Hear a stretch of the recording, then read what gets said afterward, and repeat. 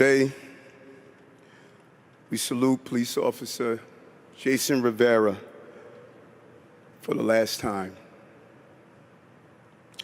His journey by our side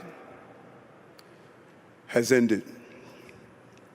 He takes another path. He can still hear us from a distance. He hears our voices. He hears our prayers. He hears our hopes. We as a city, as a state, and as a nation, we say thank you, Jason. Today our hearts are with his beautiful family. I still remember watching them in the hospital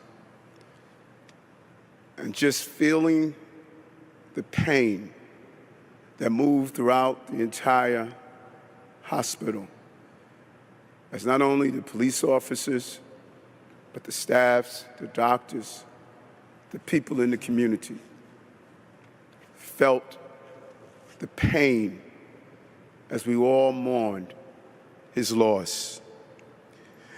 And a special prayer for his wonderful wife, Dominique. High school sweethearts, love at first sight. Just watching her as she was engulfed in the pain of losing her husband. Only married for a few months, October 9th, 2021. It was clear the love was present as she walked inside the hospital, and I saw just the collapse of emotion of losing her husband to senseless violence. And to her parents, Anna and Daniel, all they ask is just for justice for their son, and justice for the children of this city. Parents wanted what every parent desires. I say to you, we're sorry. We're sorry. And Jason was the first person in his family to become a police officer. As I thought about him, I could not help but to reflect on my life. Disappointed in my observation, but watching the desire of the police department to build new bridges, he decided to go inside and help from within. And he was committed to that desire. And he did it for the right reasons. He wanted to make a difference. He wanted to become a police officer. And I also thought about Jeffrey, what it means to be a big brother, Jeffrey. All you want is the best for your baby brother. You spend your entire life trying to protect them from harm and feel hopeless when something devastating happens. And we have a tendency to blame ourselves when that happens. Please don't do that. Your brother was a hero, and he understood the bonds of brotherhood and what it means to be a brother, and how painful this parting is for you. And I remember looking at your face and thinking about Bernard, my baby brother. And all I can say to you is that you have physically lost your brother, but you have gained me as your brother. And I thank you for what you have done to have this wonderful human being become a member of the New York City Police Department, and how you guided him throughout his life. You did your job so he can do his job.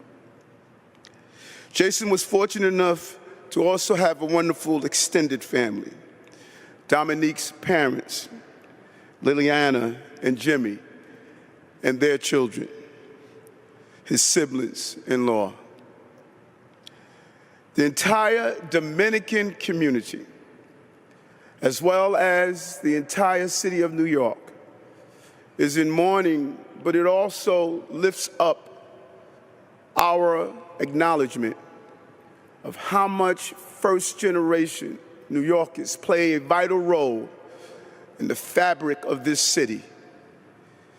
He was a first-generation New Yorker, son of immigrants. Example how we can come together as a city. He's a hero, and our fellow New Yorkers acknowledge that. And we grieve for all of them, as well as his family. And with the family of his fallen partner, Officer Wilbert Mora, our hearts go out to his family. But also want to speak to my men and women that wear and adorn the uniform every day. Once a cop is always a cop. It never goes away. Every retired member inside this church and in this city feels the pain. I think about Glenn Martin, the husband of my longtime chief advisor, Ingrid Martin. He gave me a picture of his son that I hung in my locker every day as a rookie cop and throughout my 22-year career. And I was afraid that one day I would have to tell his family that he was not coming home. And it concerned me. And there were days when I thought the public did not understand and appreciate the job we were doing. And I want to tell you officers, they do. They do. Don't ever give up on the people of this city, because they will never give up on you. And every day when I see New Yorkers, they say thank the men and women of the New York City Police Department. And I want to thank you. I want to thank you for what you do every day. You stand in the gap of safety. And these two fine men watered the tree of safety that allows us to sit under its shade from the hot sun of violence. You play a vital role in the prosperity of this city. And today is the morning for all of you. The tragic death of your brother in blue uniform is a stark reminder of what is on the line every day. And I'm here sitting next to the governor of the state of New York and Senator Chuck Schumer and other electeds. We are committed to giving you the resource to do your jobs and ensure that we can keep the people of this city safe. It takes courage to put on the uniform and the badge, to answer the call, to serve the cause of justice in every sense of the word. Cardinal Dolan, this is a biblical moment. Scripture states, "Greater love hath no one than this, that a man lay down his life for his friends." That is what Jason did. He gave his life defending his fellow New Yorkers.